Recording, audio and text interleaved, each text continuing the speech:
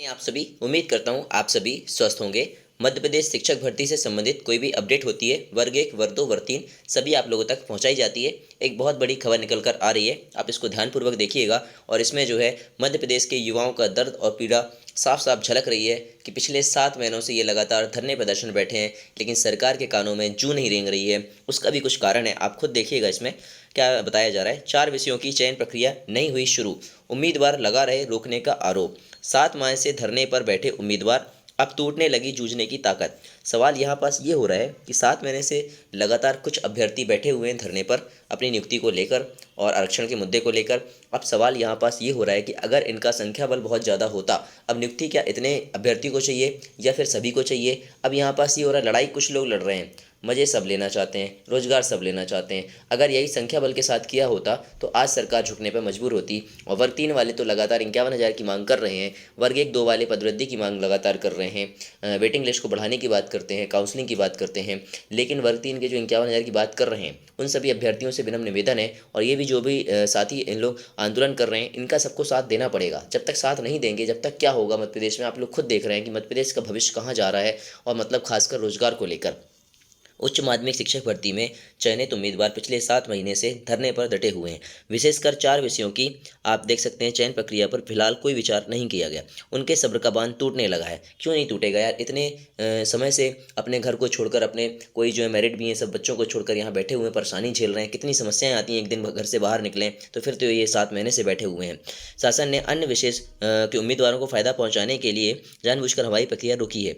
धरने पर डटे उम्मीदवार बता रहे हैं कि मध्य प्रदेश शिक्षक भर्ती 2018 में उच्च माध्यमिक शिक्षक के कुल 16 विषयों की परीक्षा की गई थी, जिसमें जो है ओबीसी की नियुक्ति में 2 तरह से आरक्षण नियमों को लागू किया गया, जिसमें 12 विषयों को 27% आरक्षण के हिसाब से नियुक्ति दी गई, और जबकि 4 विषय में 14% ओबीसी आरक्षण के हिसाब से नियुक्ति दी गई। अब यहाँ पर ये जो विसंगति है ना, यही जो है भर्ती को अटकाना, लटकाना, भटकाना और लेट लतीफ़ी की ओर लेकर जाती है, और पंचवर्षीय योजनाएं बीत जाती है, जो ऐसा अभी जो है वर्ग 1 और वर्ग 2 में हो रहा है। यही हाल अभी वर्ग 3 का देखेंगे आप, विसंगति उसमें भी देखने को मिलने वाली है।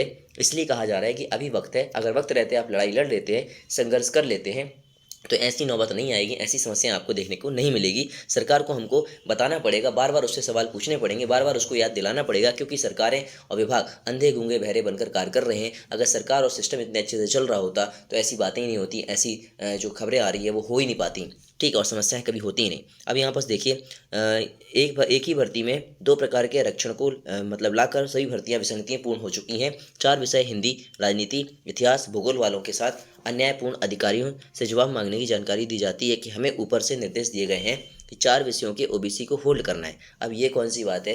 ये 4 विषयों के ही मतलब ओबीसी वाले अभ्यर्थियों को होल्ड करना है, 12 विषयों के ओबीसी की नियुक्ति देना है। मतलब देखो, सवाल ये होता है कि अभ्यर्थी जब भी मतलब सवाल पूछते हैं या जवाब मांगते हैं, तो अधिकारी जो है ऊपर वालों के ऊपर टाल देते हैं, मंत्रियों से बोलते हैं तो वो पता नहीं और लटका देते हैं। कुल मिला के झुंझुना, लॉलीपॉप और झांसा देने का प्रयास किया जाता है, या नो कमेंट बोल दिया जाता है। अतः इन 4 विषयों के लिए होल्ड ओबीसी चयनित शिक्षक पिछले 21 मार्च 2022 से लोक शिक्षण संचालय भोपाल के सामने अनिश्चितकालीन धरना पर बैठे हुए हैं। एक ही भर्ती में 2 तरह से ओबीसी आरक्षण कैसे लागू हो सकता है? सवाल यहाँ पास ये लगातार किया जा रहा है, और इन अभ्यर्थियों को दिल से सलाम है, दिल से सैल्यूट है, और सबको नमन है कि ऐसे लगातार वो प्रयास कर रहे हैं अपने सभी साथियों के लिए। सॉरी, माफ़ी चाहता हूँ।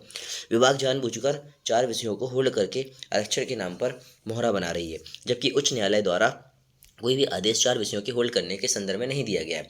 फिर भी विभाग ने इन विषयों पर बार बार होल्ड लगाकर रखा हुआ है, ठीक है। प्रमुख मांगे ये हैं कि चयन सूचियों में नामों की पुनरावृत्ति ना हो। सबसे बड़ा सवाल यही हो रहा है, ठीक है। जो अभ्यर्थी दोनों विभागों में से किसी भी एक विभाग का एक बार नियुक्ति ले चुका है, तब उस सदस्य का नाम पुनः दूसरी सूची में सम्मिलित न किया जाए। स्कूल शिक्षा विभाग के प्रथम चरण के शेष पदों पर शीघ्र अतिशीघ्र द्वितीय चयन सूची जारी हो।